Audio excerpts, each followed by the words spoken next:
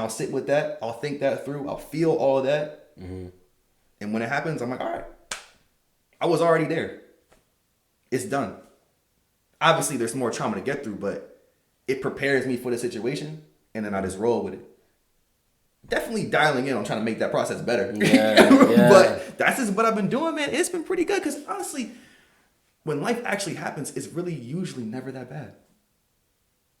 True. It's really not. True. It's really not all the worries you got. A lot of times we kind of make things seem like it's a lot worse than like, you know, which is fine. I mean, people. I think it's just like humans. Like we just kind of do that. But like, is it that like when you sit back, like when you sit back and actually think about it, or like you know, ask yourself like, is this bad? If it's bad, like how like. Let me handle it, which is not not the easiest thing to do. No, it's really not the easiest thing to do. It's hard. Like not that's impressive, dude. That you're able to just like sit with things and have that like honest conversation with yourself. Because like I can find myself kind of like not wanting to do that sometimes. Yeah. You know, like I don't want to like sit with what's making me stressed. Like I'd rather like just like push it off or not give it that like. That attention. Yeah. Sometimes, you know, like I don't want to give it that satisfaction. I don't want to give it that credit. Which I also think sometimes like comes back to hurt me, you know, at least because like you can't neglect it. You know, I'm like pushing it away and like I think that I'm not like actually like attacking it, you know, and like trying to figure out what the root of the issue is or what the root cause is, but I don't know. I think it's something also that I'm like learning every day. Like I'm learning how to respond to it as I get older because like new stressors are coming into my life. But also like new stressors are coming into my life.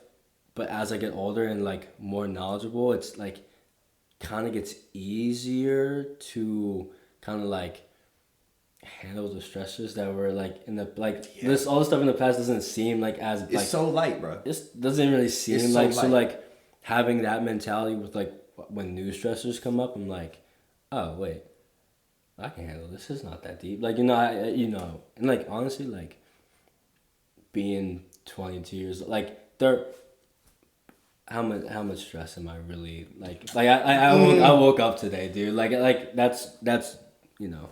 My dad says, don't stress about the little things, dude. It's not enough time in the day, man. Not enough time. And like why? You know, like they're gonna happen. Like it's like they're inevitable. They're gonna happen. But like, if you can kind of just like think about that, like, dude, you woke up this morning. Like that's the first thing is people that like aren't.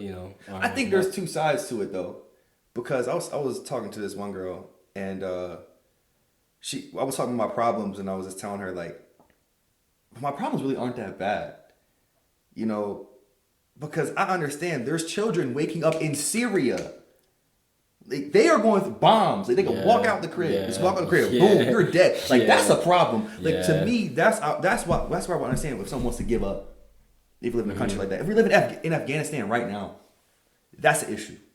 To me, yes, bad things do happen sometimes, but I always compare it to Syria or Afghanistan. And again, like, and I just get through it. But kind of, that's on my side.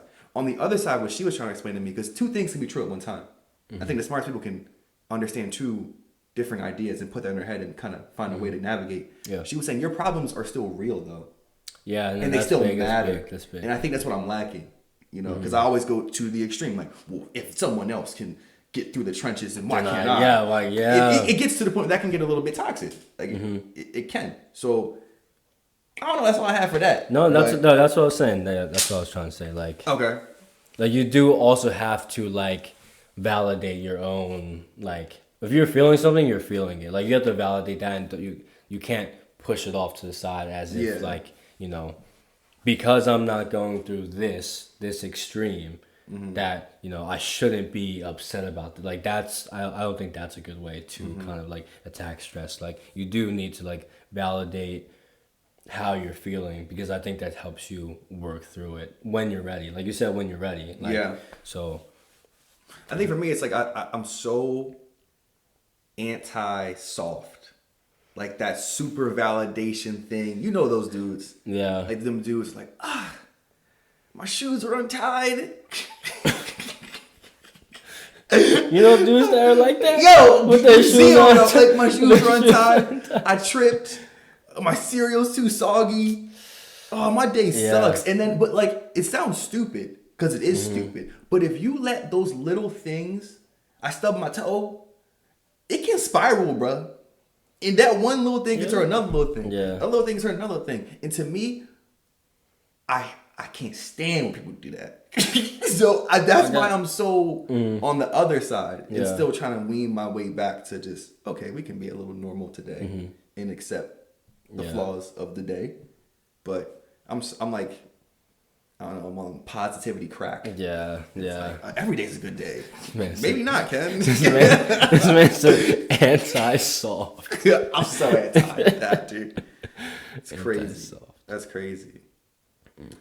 So after the stress, I would also have to say, especially in these day and times, I think people need to work on celebrating too your success. I don't think people are good at actually, when you do something good and when things are going your way, can you take it to the place where it's like, I did this, I accomplished it, and I'm happy for it. And I accept what I did. I see people do amazing things like, okay, nah, bro, go have fun. And I think right now people are struggling with that.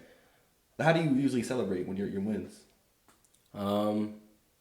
With the people I love, man. Like I think I try to like enjoy it with my friends, with my family. I think like most of if I feel I do something good or worth of achievement, like I want to celebrate them, but I think there's a dilemma of like being, humble about certain things, but also like not trying to brag about certain things. And like I feel like that's like a battle that some people try to toy with, because it's like, all right, like I should like celebrate these things, but if I do too much, like now I'm bragging, or now I'm like being overly I don't even know the word for it. Like you can't get too comfortable. Like when you get like at the same time you gotta celebrate the win, but it's especially in different competitions, someone's still coming for your spot, bro. Yeah, no, I meant like, but no, but like, what you mean? I mean that in like being humble about something. Like you do something well, I don't know, you get a PR in lifting, or you get an A on the test, or you buy a house. Like I don't know, anything like something that would certify as like a win, that you do something well, right? Like there's a line of like being humble about it and be like, all right, I did this, and I'm not gonna like overly express that like I'm winning right now. But then there's like that on the flip side, it's like when you do too much, it's like you're like arrogant, like you're an asshole because like, oh, you're doing all these things and you're letting everybody know that you're doing these things. And I feel like sometimes it's hard to find the balance with that line, because you don't want to be considered like, I don't know if it's like, you don't want to be too arrogant. You don't want to be like an asshole, really, and then like now people are like, all right, like he did this, like he's gonna let everybody know. And it's like, it's good to be humble too, but like, is there a problem with being too humble? I hate when we're too humble. I don't know, like, and people are overly humble. I'm just like, bro, do you even see what your life? Yeah. You ever see that? It's always that smart kid in class. He's like, oh, it was easy. Bro, no, it wasn't. Yeah. I hate them dudes, bro. Like, it wasn't. Yeah, like, you're cool. It's okay to be cool. It's okay to be confident. It's okay for all that. But I don't know, kind of going over to the other side, for me at least, to stay away from arrogance, I stopped talking about, oh, I'm going to do this. Oh, I'm going to do that. Watch. Y'all going to see. No, bro. It's either you do it or you don't. And if people notice you and they acknowledge you, great. Yeah. Then talk about it. But I don't like talking about things until it's there. Yeah. Once it's there, or go do it, bro. You can, gloat, whatever you want to. That's fine. It's being a human being. But too many people, especially men, oh, yeah, I'm going to be a millionaire, bro. I'm going to do this. I'm going to start this. I'm going to start that. Da-da-da. I'm with you. I support you. Let me Where the see. action? Where's I the gotta work? see Yeah, something. I need the work. I need to see the work. I need to Yes. see like, or you can say you're this dedicated, but like, what are you really doing? Don't talk You about know, it. Be like, about it. yeah, don't talk about it. You Don't can talk talk about the it. Be talk. about You it. gotta walk the walk. So I like, think yes, I think that's the answer to it. I think that is the answer, but I do want to like second like. You should celebrate your wins to a point, like because like we're doing great things. Like people are doing great things, and like sometimes I feel that like being young like we like don't give ourselves enough credit for the stuff that we're doing. Yeah. You know, I think that Yeah. like while being humble, you can be humble, but like we're doing good things, dude. Like you have like Worthybody. This shit's good. I think we get No, Chris like, on this. no. Like, yeah, before, yeah. like you're putting in the work to do that. Yeah. Like to make this how you vision it, how you see it, and like you're putting in the time, like you're putting in the effort, and like that's big. Like I'm about to move. Like I just graduated from college. Like stuff like that is like stuff that we should be celebrating. But I feel like sometimes like I see myself like trying to hold back. Yeah. Of like, damn, I did this. Like we should be able to like appreciate that and absorb it and I like agree. really like celebrate that with our peers and I like with agree. our families and with our significant others. Like we should be able to like, you know, bask in that glow because we put in the work to do so. It's you know? hard though. Sometimes it's hard to feel that. Even when you get something big, it's hard to feel that it's enough. Cause I'm always on the next. Yeah. I get something, it's next. Yeah. Great. Dap me up. Yeah. Woo. Yeah. And I think even as I'm the one that brought up celebrating your wins, I don't even celebrate my wins that much, to be completely honest with you guys. But it's just so hard to feel because I always know you're one mistake from letting it all drop. Yeah. It takes one thing. Yeah. It takes one thing for you to like lose your stuff, and you got to be careful. You got to be real careful because you ever see somebody slip, they just spiral into this darkness and despair. Yeah. And it's good dudes, good men and women, and they never meant to, but they. Well, you can kind of get complacent. You can kind of you can kind of feel like you're stuck in this like, or I'm here now. Like, you know, I don't think you should ever get complacent from where you are. You should 100%. never like be settling where you are. Like, yes, you have you hit this milestone, but it's just part of like the journey that you're on. I don't think you can ever be like, what they say. You should always be like a